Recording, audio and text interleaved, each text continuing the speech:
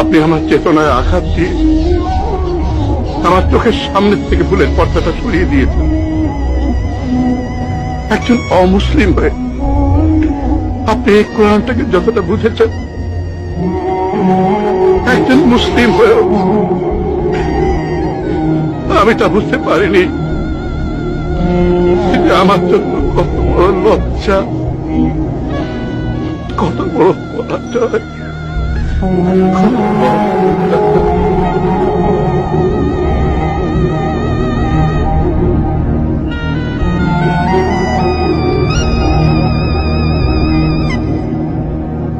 অবশ্যই তোমাদের কাছে আমার পক্ষ থেকে জীবন বিধান আসবে।